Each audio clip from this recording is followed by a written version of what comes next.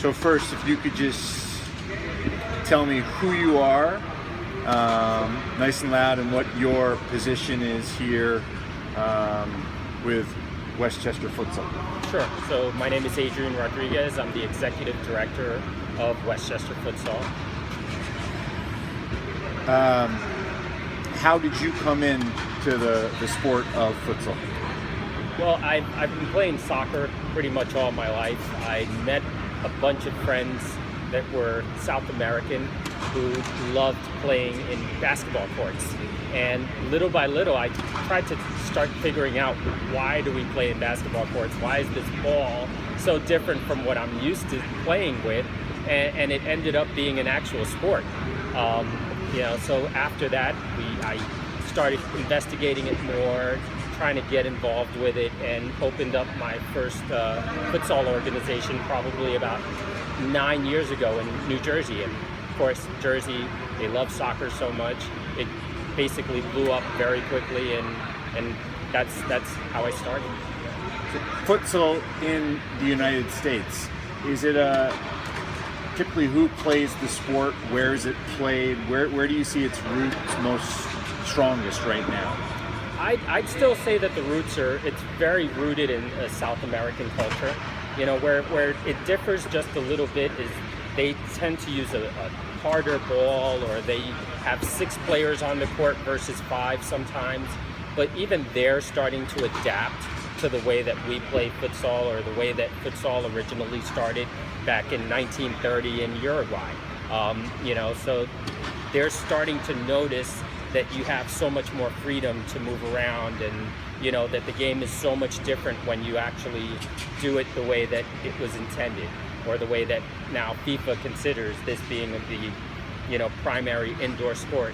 This is the way it should be played. So, yeah. And just to be clear, this is not indoor soccer. No, far from it. Okay, Far please from explain to me the difference between futsal and indoor soccer. Sure. So indoor soccer is actually played in an arena that has boards. It probably more closely ties to hockey than it does to the actual game of soccer. You're able to hit it off the boards. You can actually put somebody into the boards, which I think is the reason that folks in the U.S. adapted to it so well and enjoyed it so much. It's high pace, but it's very different. Yeah. It lacks some of the technical skill. It does. That futsal it really highlights. Now, explain to me, what are the rules that I would really need to understand in order to understand futsal? Explain the sport to me, just the main rules of the sport of futsal. Sure. So, I'd say that if you were to compare it to another sport, it's very similar to basketball. You still play without a bounds. You can't kick the ball back to the goalie. If the goalie just gave you the ball, which is a very important part of the game. It forces you to actually play the ball out and start working in that tight area of space right away. And that's something that, even when you're playing soccer, it completely differs from soccer. You can always go back to the goalie. He can pass it to you, you can pass it back to him, he plays it with his feet, and it's fine.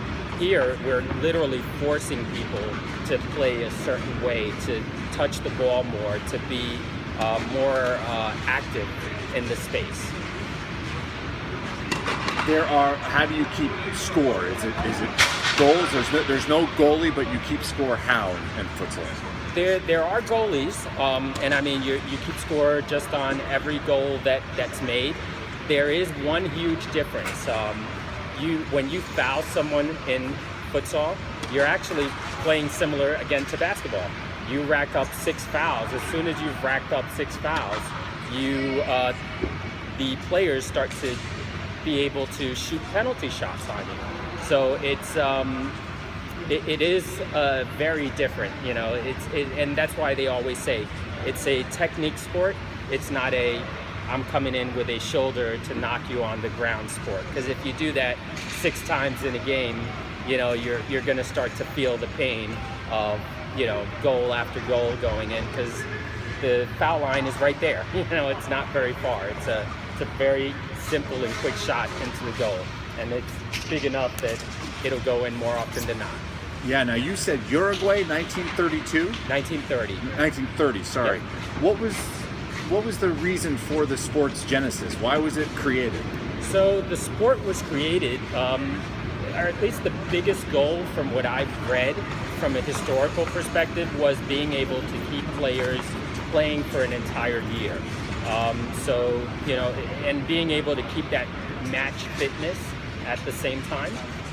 You know, just like you play in the U.S., you play sometimes one season when you're in high school, or, you know, even when you're in college, you've got just a certain number of games and you're done. That becomes your off season for the rest of the year. This gives you the ability to stay technical, or incredibly technical, and be able to stay fit at the same time. Because what you'll notice from watching guys play, it's a much faster sport than what people think. The ball moves very, very quickly. The players are actually always moving. They actually never stop. Where in soccer, you'll see somebody that stops, or you'll see somebody that goes through an entire game and has only touched the ball for 2 or 3 minutes in a 45-minute half. You will touch the ball a lot here. How did the sport make its way to the United States? What was that? When was that transition? What brought about that? I think that the genesis of that was in the late 80s. You know, U.S. futsal opened up, started to formalize the game a little, started to do it, you know, in from what I hear, and unfortunately it's just historical information, in army bases and those types of locations, to be able to kind of go from, you know, give the army guys the opportunity to play, even though there wasn't a lot of space, or there wasn't much of anything else. Yeah. You know, what do you attribute the sport's growth to in the United States? Because it is a very fast-growing sport here in the United States. Why is that, in your opinion?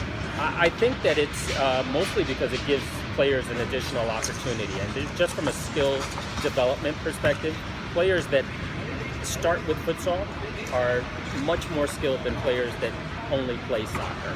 And I think its parents are starting to see, because it's at the youth level that it's starting to grow as quickly as it is, are starting to see that if my son or daughter can, you know, have the ball at their feet for 40 minutes of a game, or 30 minutes of a 40-minute game, or 20 minutes of a 40-minute game, that's a lot longer than, you know, having the ball for 5 minutes of a 40-minute game.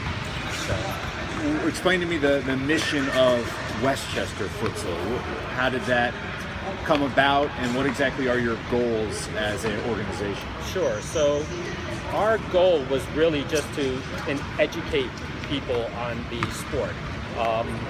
You know, when we came into Westchester, there weren't very many people that even knew what it was. I mean, I could probably still use the term, and most people still don't really know what I'm talking about. But as you explain it, as they get to see people playing, it becomes more, they understand it better. And from my perspective, again, our number one goal has always been education, you know, and we educate not through just, we don't only educate in the sport, we use the sport to educate people. We also use the sport to kind of break down barriers. We've had, you know, immersion programs as well, where, you know, we have individuals that may not speak, you know, English very well, and we'll set them up with players that speak English and Spanish, and have them communicate with each other through the games, and they become more comfortable with speaking English just through having the opportunity of playing with someone. Because soccer and futsal, a lot of communication all the time. So. Yeah, I was going to ask you about the kind of the racial ethnic breakdown of the organization. I noticed that there's some connection to the Ecuadorian U17 team, or was that? We in New York, there's a team called New York Ecuador. But that's not. No, and they're not that's specific. Not the country. Yeah, of. no, it's not the country. I think the owner of the team is Ecuadorian, named the team New York Ecuador. The Ecuadorian team that team also plays in the Cosmo Cup, which is like the NYC Cosmo Cup, where they take different countries and play against each other. So it's always kind of been pushed as the Ecuadorian team to a certain extent. So who are these guys warming up right now? Where do they come from? What are their backgrounds? What do they do for livings? I mean, how old are they? Could you give me just a sense for who these people are? Sure. So I mean, the majority of them are just normal individual guys like you and I that just love the sport so much that they'll come out every night of the week if they could and play. And then we have guys that are a little more committed where, you know, they come out to train to be better. And, you know, there are so many tournaments in New York, so many leagues that go on in New York that are indoor leagues where, you know, so they just kind of they spend time here getting better. What's your pitch to somebody who you think would be interested in futsal but doesn't play yet? What would be your line, your sales pitch? Give me your sales pitch.